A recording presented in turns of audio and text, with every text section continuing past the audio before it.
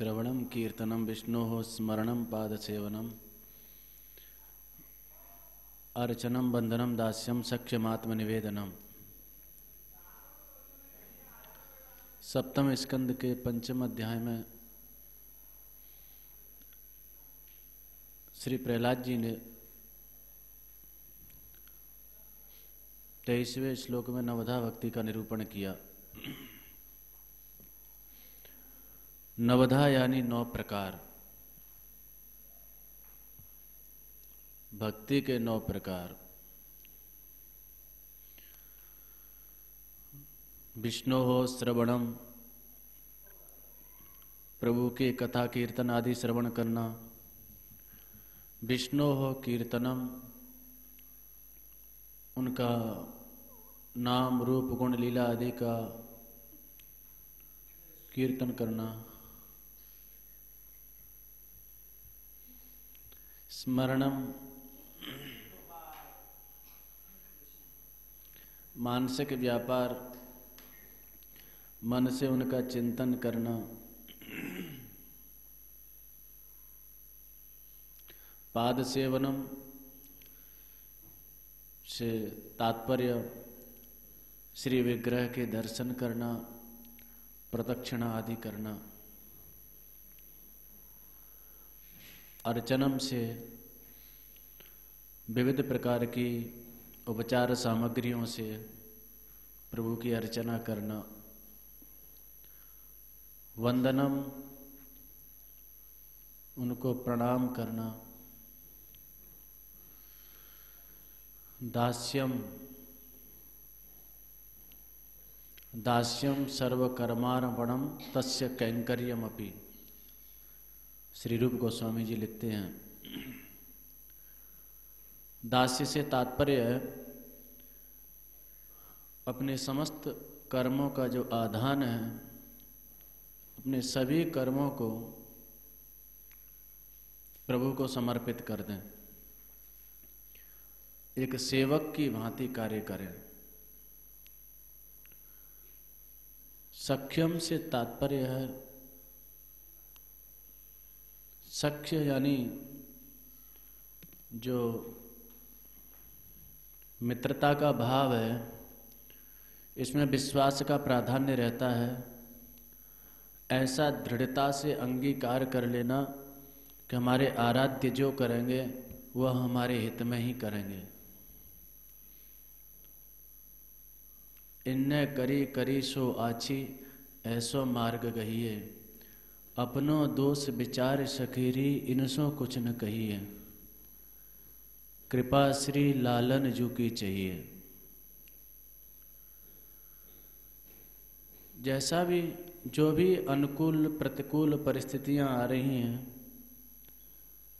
वो सब प्रभु के द्वारा निर्मित हैं और हमारे अभीष्ट, हमारे मंगल, हमारे हित के लिए ही उन्होंने ऐसी परिस्थितियां प्रस्तुत की हैं। ऐसा दृढ़ता से अंगीकार कर लेना। सख्यम, आत्मनिवेदनम से तात्पर्य है किसी भी प्रकार की योगक्षेम आदि, भोजनाच्छादन आदि की चिंता से रहित होकर के उनका सतत निरंतर धारा प्रवाहिकता से उनका स्मरण करना। भोजनाच्छादने चिंतां वृथा कुर्वन्ति वैष्णवाः, योऽसौ विश्वम्भरो देवः सकिं भक्तान् उपेक्षते। जो संपूर्ण विश्व का भरण पोषण करने वाले हैं, यहाँ तक कि पापी दुष्ट नास्तिक जनों को भी उनकी आवश्यक वस्तुएं प्रदान करने वाले हैं, वो क्या अपने भक्तों की उपेक्षा करेंगे? नहीं। योऽसौ विश्वम्भरो देवः सकिं भक्तान् उपेक्षते।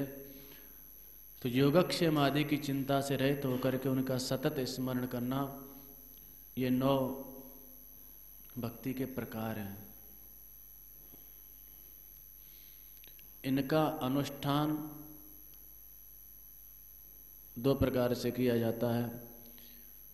जीव गोस्वामी जी लिखते हैं, भक्ति का सासंग अनुष्ठान और अनासंग अनुष्ठान। सासंग अनुष्ठान से शीघ्र प्रभु का प्रेम उदित हो जाता है चित्त में। सासंग से तात्पर्य संग यानी आसक्ति। आसक्ति युक्त होकर के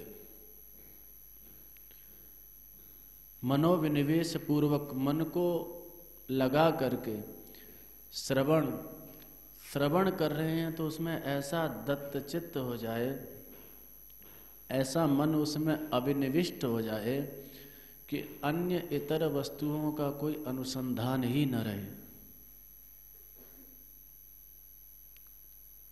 ऐसी आसक्ति से युक्त होकर के, यानी इसी आसक्ति के श्री नारद जी ने 11 भेद किए हैं। नारद भक्ति सूत्र में 11 रूपों में विभक्त किया है। गुण महात्म्य शक्ति, पूजा शक्ति, स्मरणा शक्ति, कांता शक्ति, दास्या शक्ति, वात्सल्या शक्ति। बहुत बड़ा सूत्र है। गुण महात्म्य शक्ति, उनके गुण, उनके महात्म्य को श्रवण करने में ऐसी तन्मयता, ऐसी आसक्ति कि उस श्रवण के बिना रहा न जाए। जैसे श्रवण भक्ति के आचार्य हैं श्री परीक्षित जी महाराज। साप लग गया, श्रृंगी ऋषि ने साप दे दिया कि आज से 7वें दिन तक्षक इनका दंशन कर लेगा, जिससे इनकी मृत्यु हो जाएगी। इति लंघित मर्यादम तक्षक सप्तमी हनि। और यह सूचना प्राप्त हो गई श्री परीक्षित जी को कि मेरे जीवन के 7 दिन ही अवशिष्ट हैं, आज से 7वें दिन तक्षक आकर के दंशन कर लेगा, मेरी मृत्यु हो जाएगी। मृत्यु काल आ गया, लेकिन एकदम निर्भय होकर के गंगा जी के तट पर बैठे हैं और महात्माओं से एक ही प्रार्थना करते हैं। तम मोपयांतम प्रत्यंत विप्राह गंगा च देवी धृतचित्तमीशे द्विजोपसृष्ट क्वकस्तक्षको वा दशत्वलम गायत विष्णु गाथा। प्रथम स्कंद के 19वें अध्याय में 15वां श्लोक। ऋषियों से एक ही प्रार्थना, तम मोपयातम प्रत्यंत विप्राह, हे विप्राह, हे ब्राह्मणों, यह जातरति भक्त का स्थिति, जो जातरति भक्तों का श्री रूप गोस्वामी जी ने भक्ति रसामृत सिंधु में लक्षण बताए। क्षांतिर अव्यर्थ कालत्वम विरक्तिर मान शून्यता। क्षांति जो प्रथम लक्षण बताया, क्षोभ हेता वपु अक्षुभितात्मता, क्षोभ का हेतु विद्यमान है,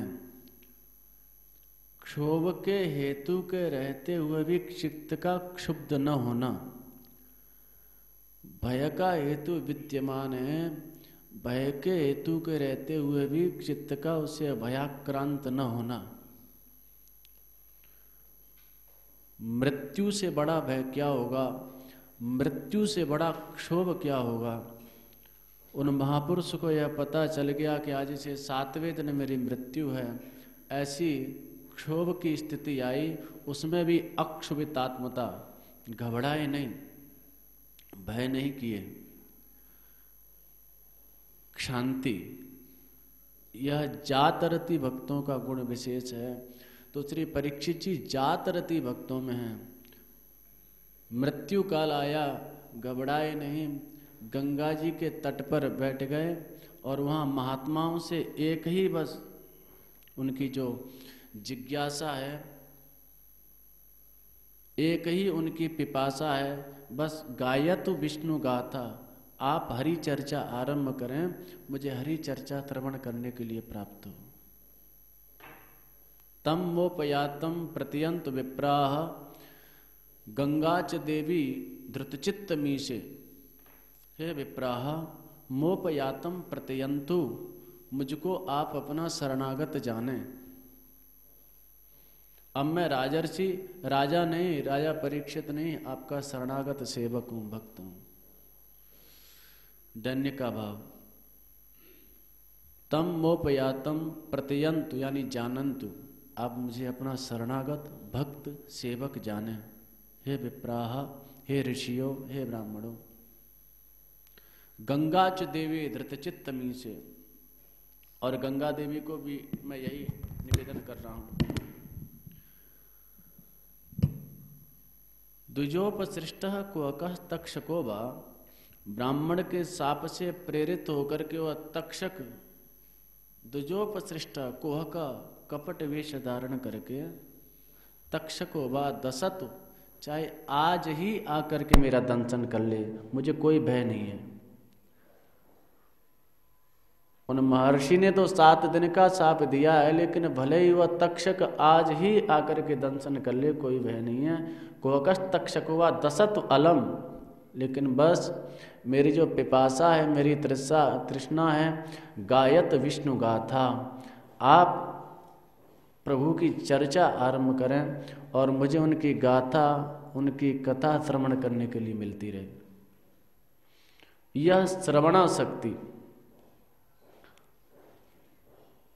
जो श्रवण भक्ति प्रथम भक्ति है, तो भक्ति का अनुष्ठान जो श्री जीव गोस्वामी जी बता रहे हैं कि सासंग अनुष्ठान, यानी इतनी आसक्ति, जैसे हमारी भोजनाच्छादन में आसक्ति होती है, अन्य प्रापंचिक वार्ताओं में आसक्ति होती है, अन्य प्रापंचिक वस्तुओं में आसक्ति होती है। आसक्ति का तात्पर्य यानी शक्ति माने चिपक जाना, सज धातु चिपकने अर्थ में, और आंग उपसर्ग का प्रयोग है, यानी आसमंतात, यानी चारों ओर से कहीं से निकलने का द्वार नहीं। जैसे संसार में फंस जाते हैं, किसी की आसक्ति पत्नी में है, किसी की बच्चे में है, किसी की अर्थ में है, किसी की प्रतिष्ठा में है, तो जिस वस्तु में, जिस व्यक्ति में, जिस पदार्थ में हमारी आसक्ति हो जाती है, सतत वही हमारी बुद्धि का विषय बन के रहता है। निरंतर उसी का चिंतन चलता रहता है, निरंतर हमारा मन, हमारी बुद्धि उसी में अनुप्रविष्ट रहती है। उससे इतर वस्तुओं में, इतर व्यक्तियों में, इतर पदार्थों में नहीं जाती। तो ऐसे ही, ऐसी दृढ़ व आसक्ति, ऐसे चिपक जाना, उनके गुण, उनके रूप, उनका नाम संकीर्तन आदि, कि उसके बिना रहा न जाए। साधन भक्ति का आरंभिक क्रम जो है, उसमें श्रवण, कीर्तन, स्मरण किया जाता है। महत्पुरुषों ने समझाया, शास्त्रों में पढ़ने को मिला, तो श्रवण, कीर्तन, स्मरण करने लग गए, और यह जो करना क्रिया है, यह होने में परिणत हो जाए। यानी एक तो होता है करना और एक होता है होना। करने में जो प्रयत्न का प्राधान्य है, अभी प्रयत्न कर रहे हैं, गुरुजनों ने आदेश दिया तो उस आदेश को मान करके, विधि को मान करके, शास्त्रों की जो विधि है, और हम श्रवण करने के लिए बैठे हैं, और वह करना होने में परिणत हो जाए, यानी वह सहज में होने लग जाए। जैसे संसार का स्मरण हमको करना नहीं पड़ता, हमारा ऐसा अभ्यास है कि वो सहज में होने लगता है।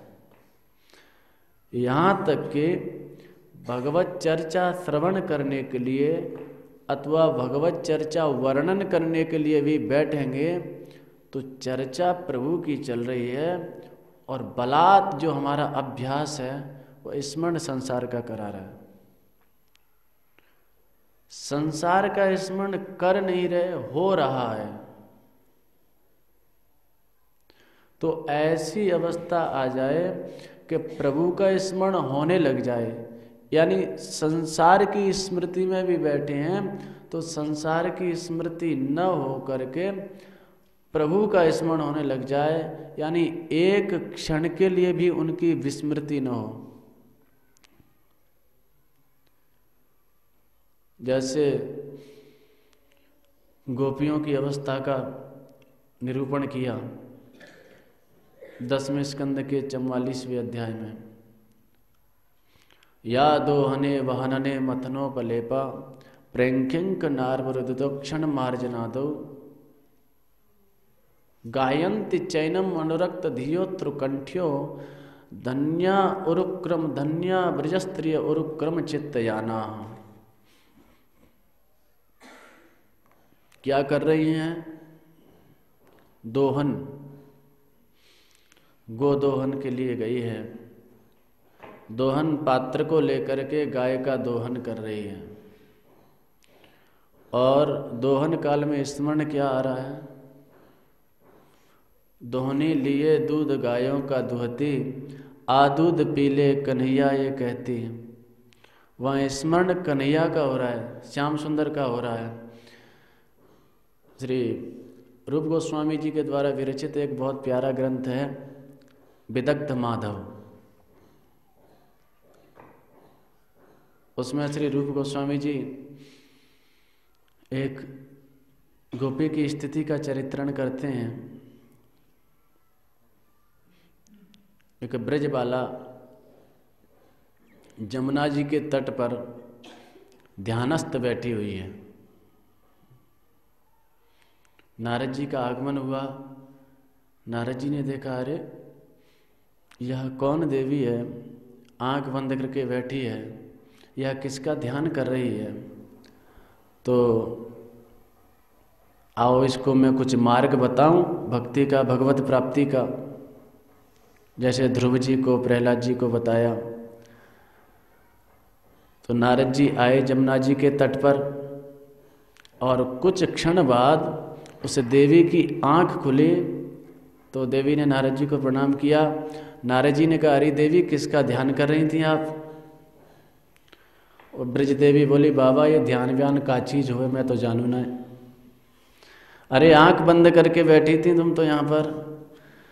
बोले, बाबा मैं ध्यान ना कर रही, मेरे पीछे तो एक समस्या लगी हुई है, वह समस्या को निराकरण ढूंढ रही मैं।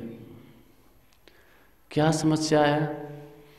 बोले, क्या बताऊं बाबा, ये जो नंद को छोरा है ना, चित्त में ऐसो गढ़ो भयो है, ऐसो अनुप्रविष्ट है कि अब हम कछु घर को कार्य भी करना चाहें तो हम पे घर को कार्य ना होवे।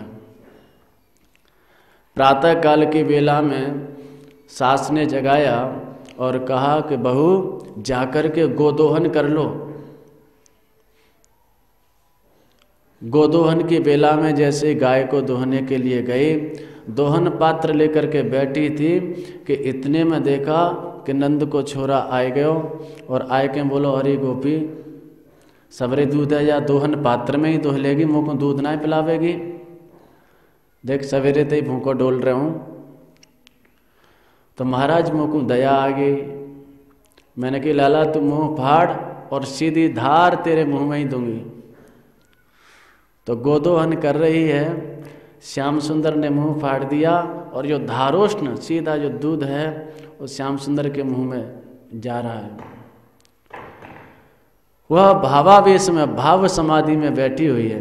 वस्तुतः वहाँ कन्हैया नहीं है, एक कल्पना जगत में डूबी हुई है।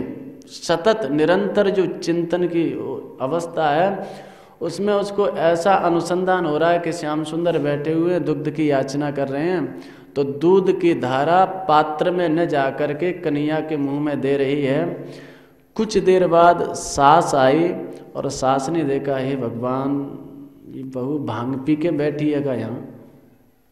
अरे इतना ख्याल ना, दूध कहाँ जा रहा हो, दूध सबरो जमीन पे गिर रहा हो। अरे दूध पात्र में दोहना चाहिए और तू सबरे दूध को जमीन पे गिरा रही है। जब सास ने फटकार लगाई तब ध्यान आया कि यहाँ तो जो दूध की धारा है वो मैं जमीन पे गिराई जा रही हूँ, नंद को छोरा ना है वहाँ। ऐसी डूब जाती है दोहन काल में, या दोहने वहनने, अवहनन कर रही है। अवहनन से तात्पर्य है धान कूट रही है। सास ने कहा चलते न दूध तो धो लियो, अब धान कूट ले, आज मुझको खीर बना दियो धान कूट के। तो धान ओखली में कूट रही है गोपी, और तन्मय है श्री कृष्ण चिंतन में। यह जो स्मरणा शक्ति, गुण महात्म्य शक्ति, जो 11 भेद किए हैं श्री नारद जी ने नारद भक्ति सूत्र में, अथवा जो सासंग अनुष्ठान, उसी का ये निरूपण है। धान कूट रही है, और धान कूटने की अवस्था में देखा पुनः श्याम सुंदर आ गए। श्याम सुंदर बोले, अरे गोपी दिखे हमसे नाराज है गई है, अरे धान ही कूटती रहेगी या हमसे बात भी करेगी? तो गोपी कहती है कि नारद जी महाराज ऐसी भोली भोली बातें बनावे कि मैंने मूसल तो रख दियो एक तरफ, और मैं वहां से बात कर भी लग गई।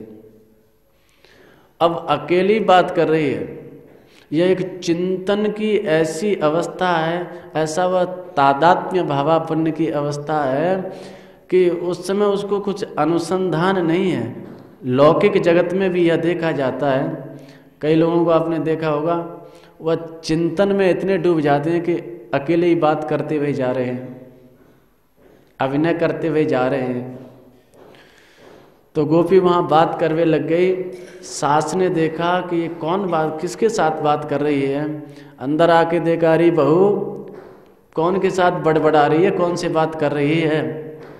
वहाँ आके देखा तो कोई नहीं। सास ने फिर फटकार लगाई, इसको बिल्कुल होश नहीं है, पता नहीं कहाँ खोई रहती है, किसके चिंतन में रहती है, कोई घर का काम काज नहीं कर पाती। चल तने धान तो कूट लिए, अब जा एक मटकी पानी लिया जमुना जी से।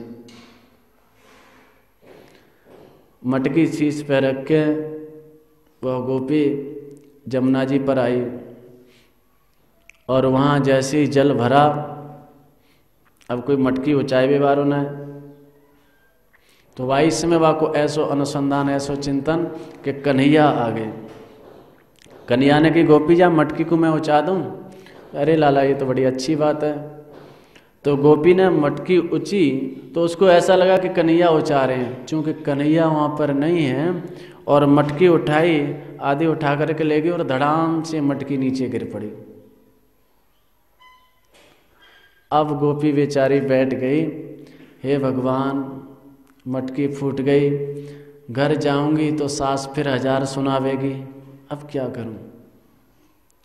तो वह गोपी कह रही है कि नारद बाबा इसीलिए मैं अब यहाँ जमुना जी पे बैठी हूँ कि मटकी फूट गई, अब घर पे जाऊंगी फिर सासू जी गाली सुनावेंगी।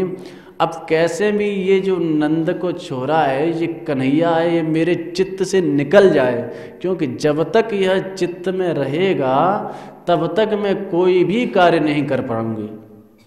न तो गोदोहन ही करने देता है, न जल ही भरने देता है, न अवहनन कार्य, धान कूटना आदि जो घर के कार्य हैं। तो जब तक ये ना निकल जाओ, मैं यहाँ बैठी हूँ, जाको निकालवे को प्रयत्न कर रही हूँ। यानी बड़े बड़े योगी जन नेत्र बंद करते हैं, ध्यान धारणा समाधि करते हैं कि उनकी एक छवि हमको प्राप्त हो जाए। और यह गोपी ध्यान कर रही है और धारणा समाधि आदि लगा रही है कि कैसे भी वह चित्त से निकल जाए। ऐसी उसकी दिव्य प्रेम की अवस्था को देख करके नारद जी तो दंडोत करने लग गए, बोले धन्य है ब्रज देवी। वहां पर श्री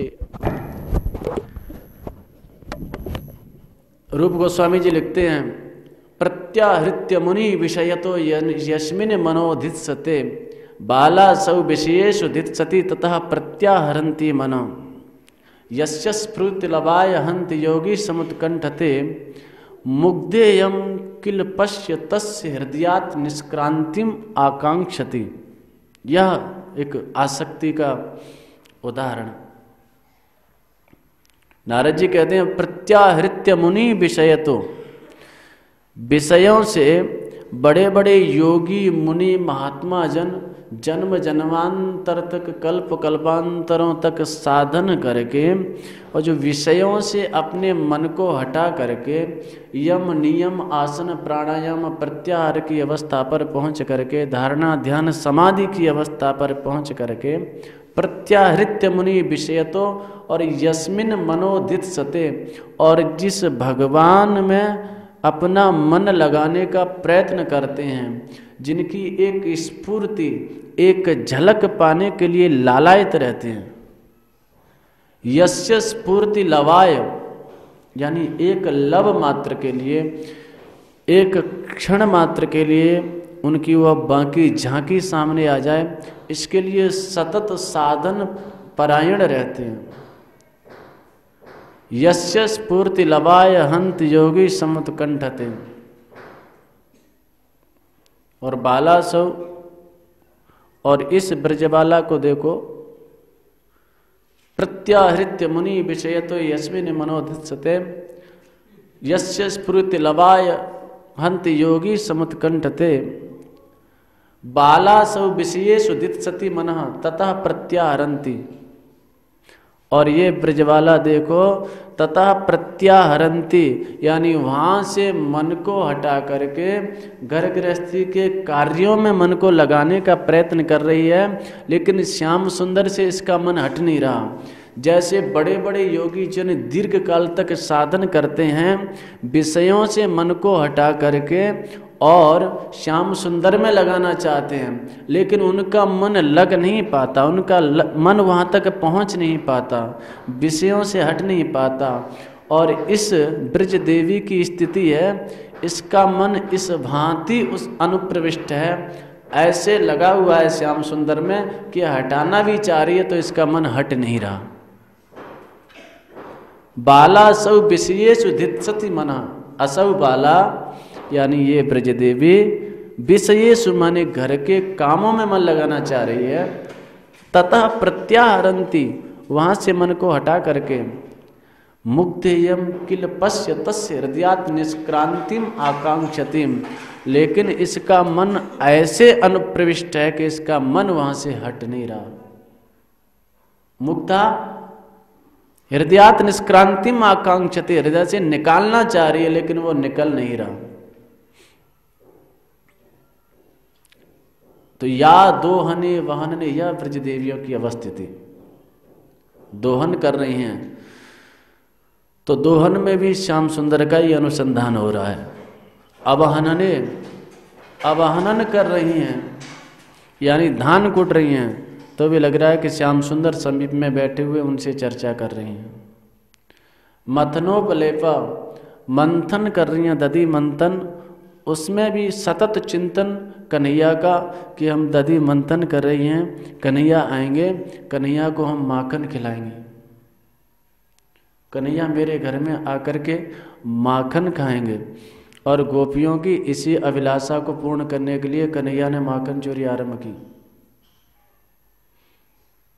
कन्हैया मैया से कहते हैं कि मैया मैया री मोई माखन भावे, मद मेवा पकवान मिठाई मोई रुचि नहीं आवे। ये जितनी जो पकवान सामग्री ये रखी हैं बिल्कुल मुझे अच्छी नहीं लगती, मुझे माखन बहुत अच्छा लगता है। जब मैया से ऐसी बातें कर ही रहे थे कि ब्रज युवती एक पाछे ठाड़ी सुनत श्याम की बातें, मन मन कहत कबूं अपने घर देखो माखन खाते हैं। तो वह ब्रज देवी के मन में आई कि देखो कन्हैया को माखन कितनों प्यारो लगे। मन मन कहत कबूं अपने घर, कभी ऐसा सौभाग्य ऐसा अवसर आए कि कन्हैया मेरे घर आकर के भी माखन खाएं। बैठे रहें मटकिया के ढिंग तब में रहो छिपानी, और सूरदास प्रभु अंतर्यामी ग्वालिन मन की जानी। वह ग्वालिन मन में सोच रही है ये आकर के माखन खाएंगे, माखन के पात्र के समीप में बैठेंगे, उस समय इनकी कैसी शोभा होगी, मैं इनका दर्शन करूंगी, ऐसा भाव उसके मन में आया। और सूरदास प्रभु अंतर्यामी ग्वालिन मन की जानी। अंतर्यामी है प्रभु, गोपियों के मनोगत भाव को समझ गए और ठाकुर जी ने माखन चोरी लीला आरंभ कर दी। तो माखन दधि मंथन कर रही है ब्रज देवी। उस काल में चिंतन क्या चल रहा है कि श्याम सुंदर आएंगे, श्याम सुंदर को मैं माखन खिलाऊंगी।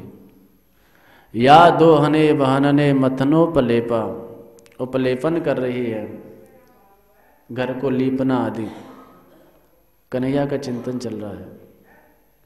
प्रेंख्यंक नारवरुदितो, प्रेंखा यानी छोटे छोटे बालक हैं, बालक को झूले में डाल दिया, झुला रही है। बालक रोता है तो इधर चर्चा नहीं करती, लोरियां सुनाती हैं तो वहाँ में कन्हैया के ही गीत सुनाती है और कहती है देख अभी कन्हैया आएगा तो तुझे मैं कन्हैया की गोद में दे दूंगी, तुझे कन्हैया का मित्र बना दूंगी, रो मत। तो बालक भी शांत हो जाता है। प्रेंख्यंक नारवरिदतो क्षण मार्जनादो गायंती चैनम अनुरक्त धियो श्रुकंठ्यो, यानी कार्य दोहन कार्य कर रही है, अवहनन कार्य कर रही है, बालक को खिला रही है। चिंतन किसका चल रहा है? गायंती चैनम अनुरक्त धियो श्रुकंठो, गायंत यानी गान कर रही हैं उनकी लीलाओं का, उनके गुणों का, उनके नामों का। कैसे गान कर रही हैं? बोले अनुरक्त धिया, अनुरक्त माने सासंग, रक्त यानी डूब करके। गायंत चैनम अनुरक्त धियो श्रुकंठ्यो, और अनुरक्त धी से यानी अनुरक्त बुद्धि से यानी आसक्त चित्त से कन्हैया का गान कर रही हैं, गुण लीला आदि। अश्रुकंठ्यो, दिव्य प्रेम के भाव प्रकट हो रहे हैं, नेत्रों से अविरल अश्रुधारा प्रवाहित हो रही है। धन्या ब्रजस्त्रिय उरुक्रम चित्तयाना, ये ब्रज देवियाँ धन्य हैं, इनके सद्भाग्य की, इनके सौभाग्य की सराहना कहाँ तक की जाए।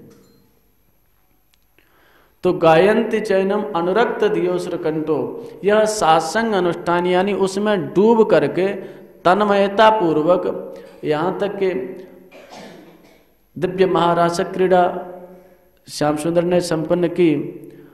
और रासक क्रीड़ा के काल में जब प्रभु अंतरित हो गए, गोपियों के मन में अभिमान आया, श्री जी को मान का संचार हुआ। ये अभिमान और मान आदि जैसे गोपियों के मन में आया, यह हम लोगों के जैसे सामान्य स्तर से वह अभिमान नहीं था। वहाँ तो ये अभिमान आदि को संचारी भावों में इनकी परिगणना की है। जो 33 संचारी भाव हैं, जैसे समुद्र में लहर उत्पन्न होती है,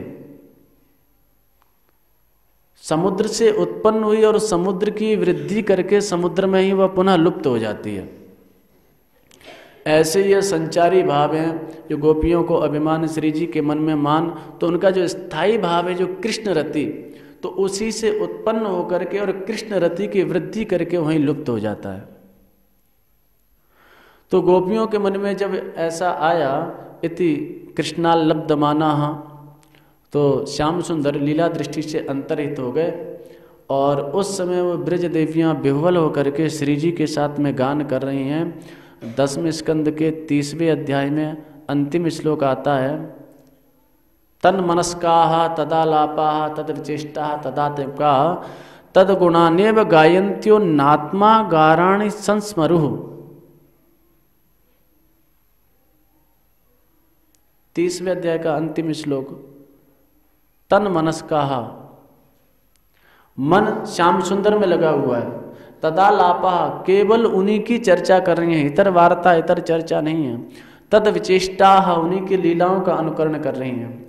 तदात्मिका, उनकी चर्चा करते हुए उनकी लीलाओं का अनुकरण करती हुई वे तदात्मिका माने तन्मयी हो गई, यानी कृष्णमयी हो गई।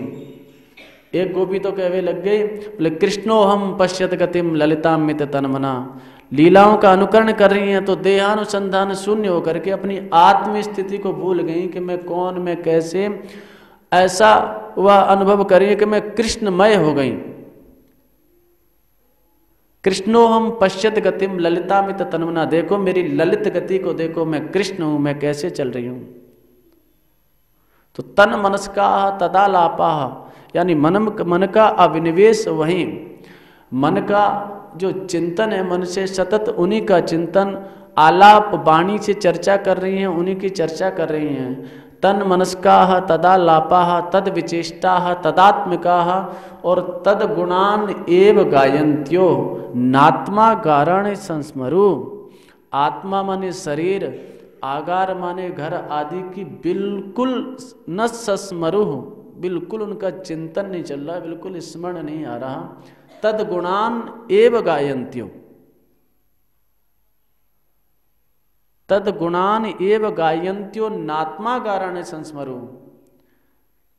यानी केवल उनके गुणों का ही गान कर रही हैं। एव माने ही, और गायन्त्य सत्री प्रत्यय, यानी उस काल में श्री कृष्ण के गुणों का ही गान करती हुए नात्मा गारण संस्मरु, वे आत्मा माने शरीर और आगार माने घर और आदि, घर से संबंधित आदि जो व्यक्ति वस्तु पदार्थ हैं, उनको न संस्मरु, उनका स्मरण तक उनको नहीं हो रहा।